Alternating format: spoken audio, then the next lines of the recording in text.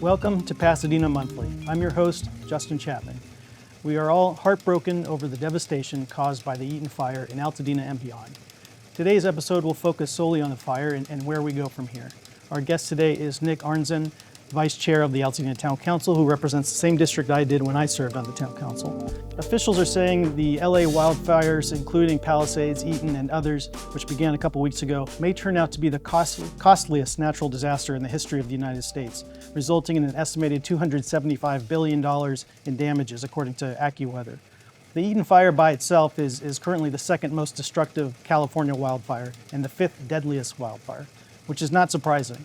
I've taken a couple of police-escorted tours of the damaged areas in Altadena and Upper Hastings Ranch, and it is absolutely devastating.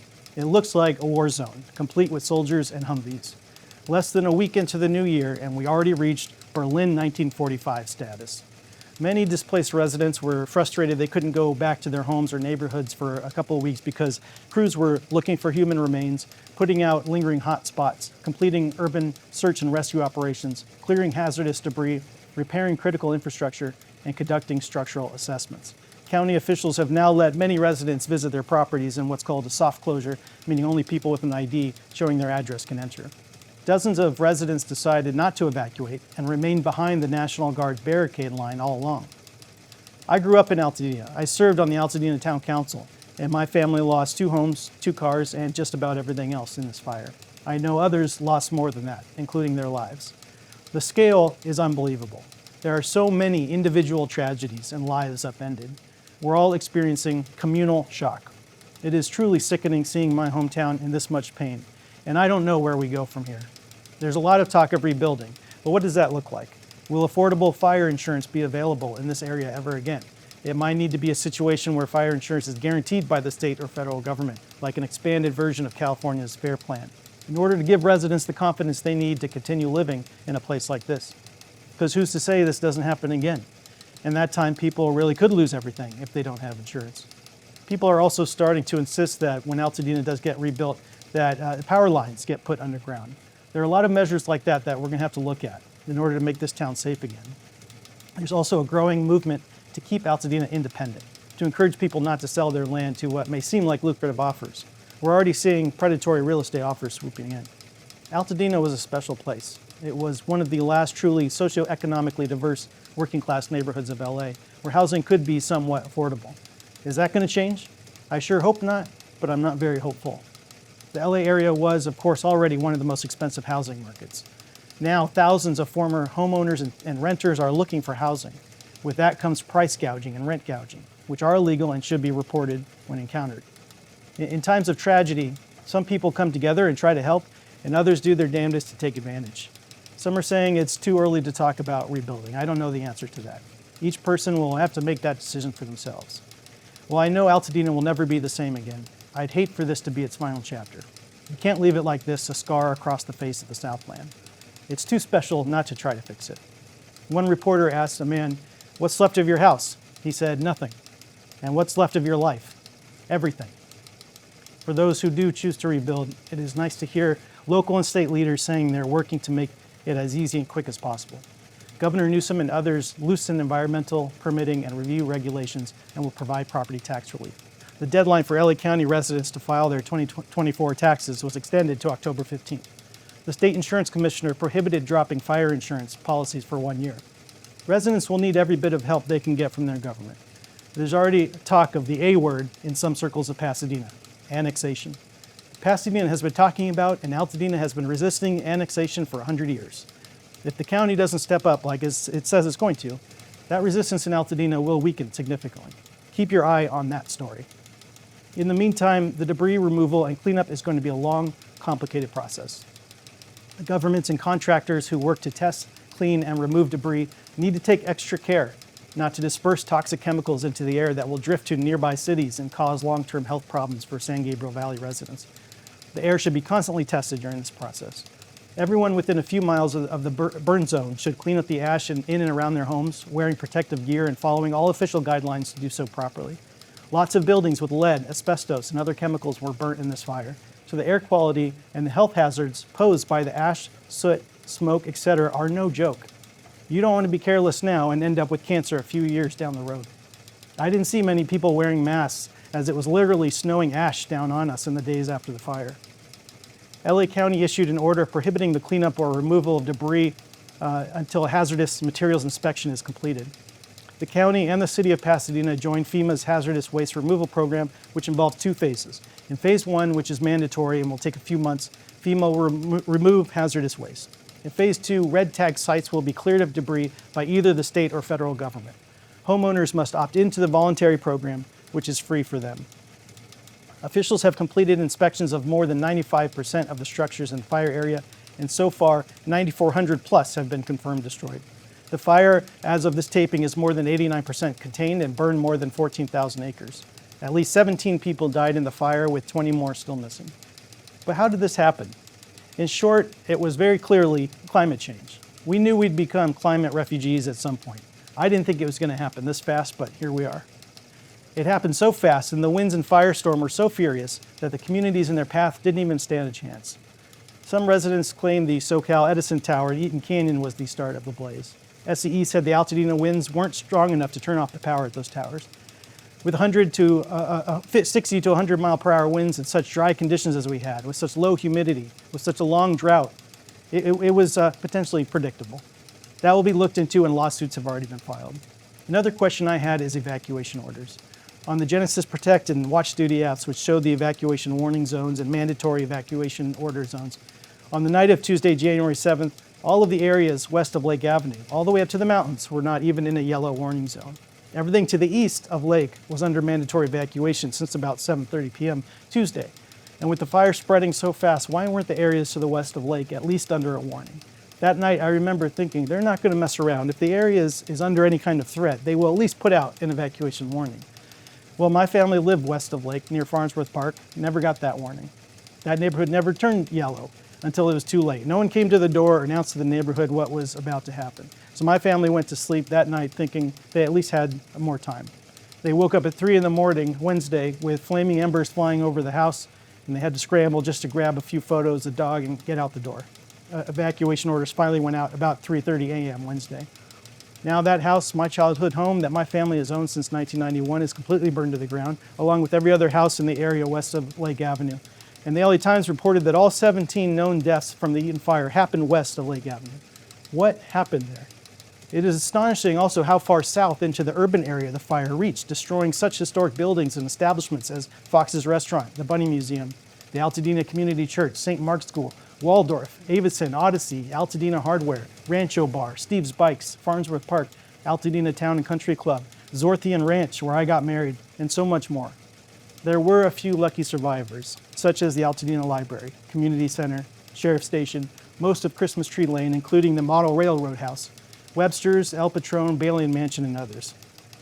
Thank you to a few local heroes, particularly Edgar McGregor, a 24-year-old climate specialist and environmentalist who warned people to leave their homes the evening of January 7th, long before any government agency or firefighting officials did. He's being credited with saving hundreds of lives, including some good friends of mine, so thank you.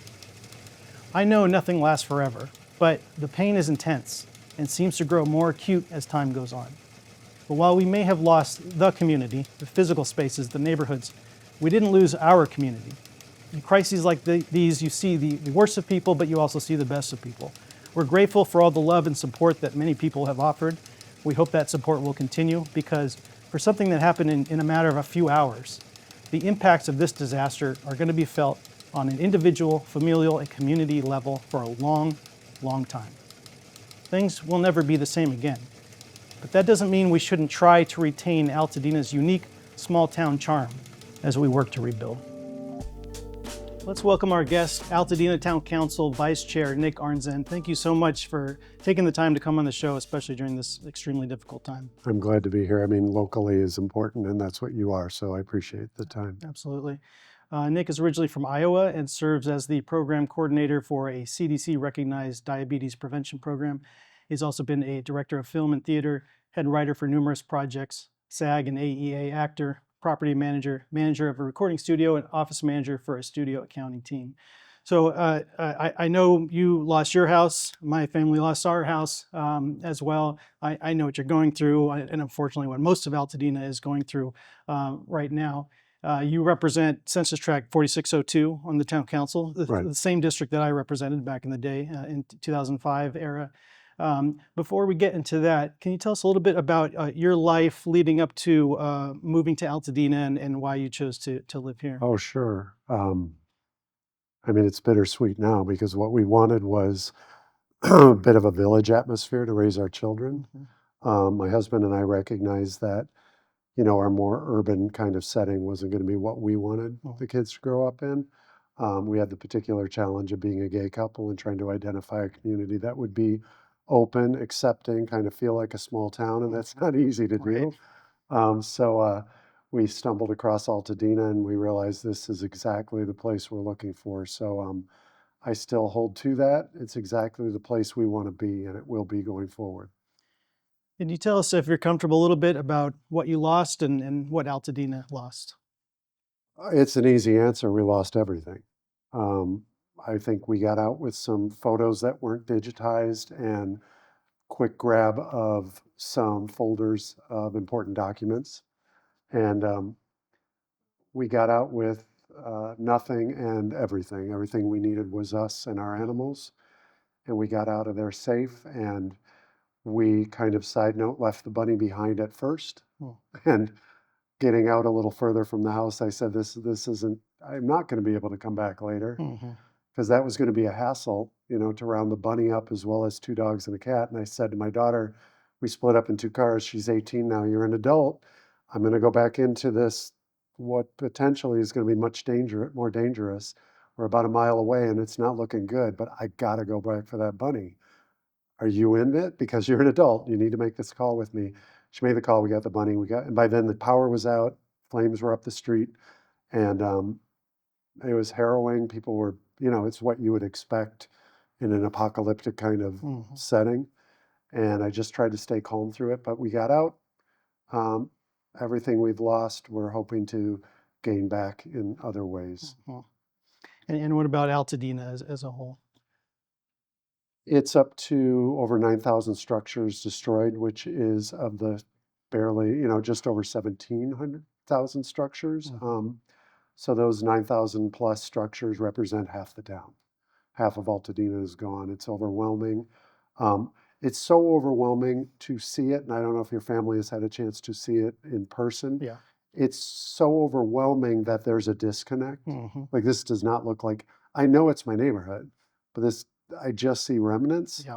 And that's painful, but I think that vision combined with that overwhelming number, along with the deaths, it kind of makes you numb now. And I was saying that we're still trying to find housing, as everybody is, which is a whole other conversation, because you see these faces of other desperate Altadenans, many that you remember their faces. You may not know them directly, but you've seen them around town. We're all just so desperate and immediately have a click of, I know your pain, and I want you to not get this because I need this house. And it's just terrible. It's I hope that's not what the town is leading toward, because we're told by the mayor of Paradise, be prepared, your town is going to turn on itself. Be prepared for being a bridge to make sure they stay cohesive and united, because that will happen, and I believe that will happen, but there are hard days ahead. So as far as loss, it's so overwhelming, I can't really sit in it right now until some logistics are squared away. Yeah, it's so surreal, and the scale is so unbelievable. It's hard to wrap your head around it still, even a couple weeks later. So the town council is meeting tonight for the first time since the fire. What do you anticipate the town council discussing and doing tonight? We meet every month with a very set agenda. We made the decision early on that we will continue to meet, because obviously town halls, meetings, all of those are important, but that we would look at our agenda and try to, while we couldn't go back to normal with what we'd normally talk about, let's try to have the same sort of structure, take away the things that just aren't necessary and focus on information. But also, where we usually have public comment, that would be where people can present things to us, but we don't have a conversation with them about it. It's just the nature of council meetings. That will turn into a Q&A. It's all virtual, so Pasadena Media is doing us the favor of helping us set that up and enabling the chat so that people can put in their questions, and we can moderate them and answer them as we can online. And if we don't have the answer, ask one of the experts that will be joining us. That includes our supervisor Barger, includes Chief Springle. We've got all the leads that will have hopefully the solid and most up-to-date information. Mm-hmm. Let's talk a little bit about why this happened, and was it preventable, and were there mistakes in the response along the way? That's a really much deeper question. Was it preventable? I think every fire probably could be preventable to a degree. Mm-hmm. Talking to our emergency responders, what they were facing with this firestorm, in a very real way, nobody could stop it. Right. The elements that happened and whatever started it, and I won't speculate. However, it started, once it was started, there was just no stopping it with the winds, with everything going on. You can dig deeper into where the blame is, and I don't know, so I'm waiting to find out as a homeowner myself. Yeah. And move forward on that, because I won't hesitate to fight for my community, Right. for the answers, and then the compensation, and then the fixes for looking ahead. But I will say, what's really just heartbreaking is that the West San Gabriel Valley Area Plan, which is a comprehensive look at 20 to 30 years into our future, what will improve our city, what will improve our way of life, and what will protect us more from things like this, was just unanimously recommended by our council. It was unanimously voted and approved by the supervisors. It was recognized that there were incredible measures to be taken that would decrease density, that would approach in a very smart way how to make our city more fire safe. Never would have stopped this fire. Right. But there are measures, once we know the cause, that can be taken, and it will be worth the cost, and we'll be told this is far too costly. But we're in a position now, and hopefully in the months to come, to say cost can't be something you possibly can be telling our town. Right. Not right now. So we're going to leverage that suffering that the world is seeing, and we're going to leverage that power that brings to this town. And again, I go back to being united. When these neighborhoods, these churches, these organizations start coming against each other because they very justifiably want to make sure their flocks, their neighbors, and their groups are protected, we need to stand together and figure out that we're all equitably protected. And that's tough in some situations when you have areas that have been historically neglected, because they carry with them that pain and that fear. And that happened this week. And that trauma isn't as easily gone away, and trust and have faith that they'll be taken care of, because that's historically not what's happened to them. And along those lines, one of the big questions I have about this is that, east of Lake Avenue, there were evacuation warnings or evacuation orders, but west of Lake Avenue, at 7:30 on January 7th, east of Lake was under order. West of Lake, in our neighborhood, it wasn't even under a warning until 3:30 in the morning on January 8th. Have you heard about what's happened there, and what was that disconnect? By the time people woke up at 3 in the morning, it was too late. Yeah. The warning still hadn't come through. I'm really glad you asked, because that's on my mind literally in the past hour. Conversations are being had because we're being approached with that angle for news stories. So I would start by saying, I hesitate to lean into rumor or lean into facts that are not complete, but that drives me nuts. I mean, if that comes to be true. Yeah. So what I'm trying to do is get to the facts. And what I've been asking the council, like PPEs were a problem. These are protective gear to go into the area. There was a depletion yesterday, and people were entering with just masks or just gloves. And there's a lot more necessary to keep them safe. So as far as the answers to those, I always try to get on the ground. And when I can't, I ask the fellow council members, is anybody on the ground? Can you confirm this? What you're asking specifically about, I in no way want to avoid, because I want the answers as quickly as possible. Sure. So unfortunately, I don't have a clear picture on that. That's something I'm trying to gather. It's just like you. I think I probably heard from similar sources, and that's going to be a big deal. So I will say the two things I've heard are, on one end, exactly what you described, that these emergency alerts went out. And on the other end, there were, I know on my phone I was getting alerts. I don't know who else was, but on our block, I know what I was getting, but I also know I'm informed to download Genesis and Watch Duty. And if I didn't have that, I knew I was getting these automatic alerts similar to Amber Alerts, where it goes out to everybody. What I am hearing firsthand is that some people weren't. If that's widespread, that's what we need to find out right now. And if it is widespread, that's what we need answers on. So perhaps tonight is time to start asking those questions and right now I'm trying to encourage council members to get solidified, not my friend said their parents, but talk to them directly, which is necessary anyway, because they need to be, we can't knock on the 5,000 plus doors that we represent. First of all, not all of them are there. And secondly, wherever we do find them, that's an overwhelming amount. So we're leaning into, we were protective of Altadena early on. We didn't want photo ops with people outside of Altadena, kind of co-opting our pain and suffering to do whatever they needed to do politically or for funds. But we're recognizing we need them, and we need them to come in and help us do this outreach. As a volunteer organization, the council has so little means, as you well know. But what we do have is a passion and on the ground. We have boots on the ground, and we can help direct them to the neighbors that need it the most. But even we aren't aware of that. We just don't have the means to do that extensive outreach. Right. What are your thoughts on rebuilding? Some people want to move away. Some have said rebuild right away, and others are like it's too soon to be talking about that. Where do you stand?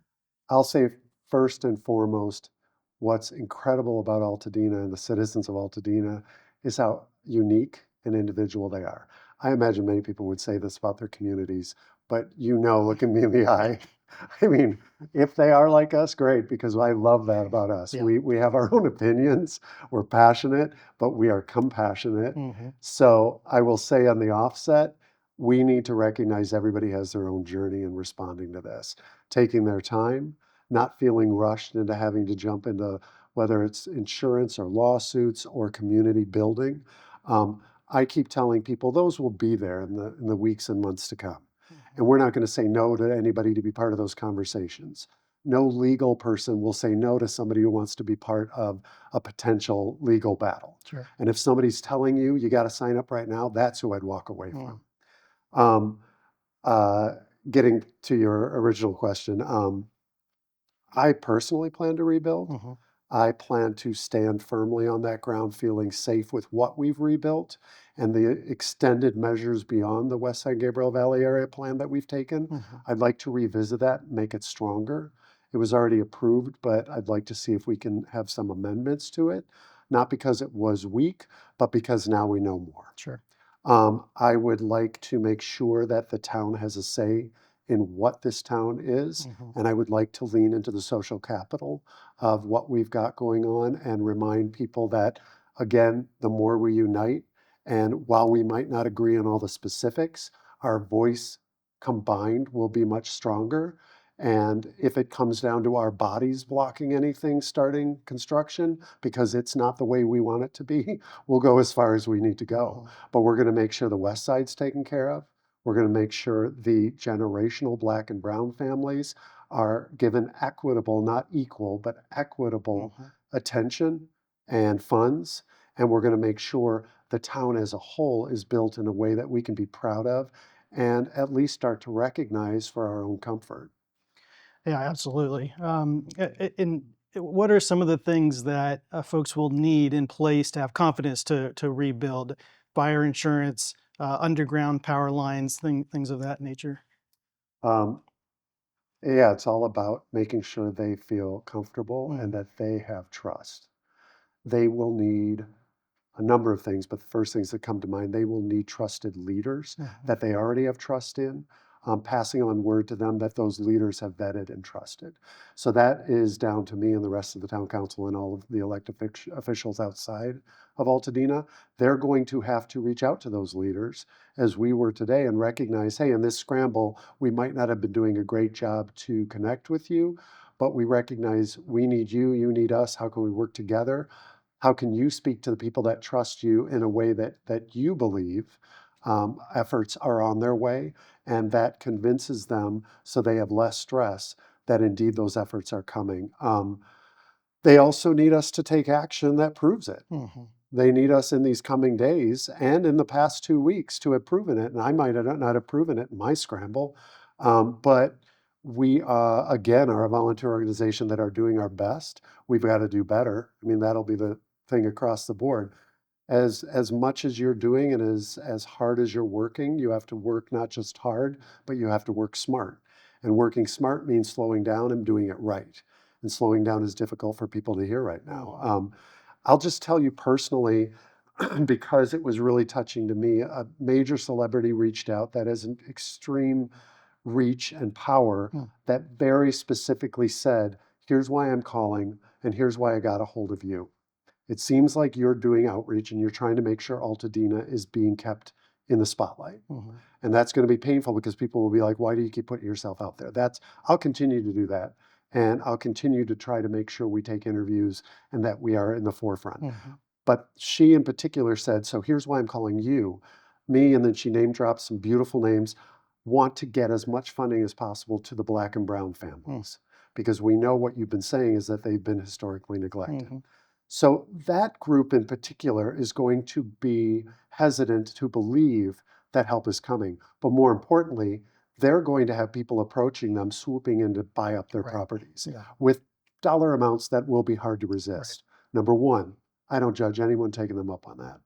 You've got to do what you have to do right now to take care of your family.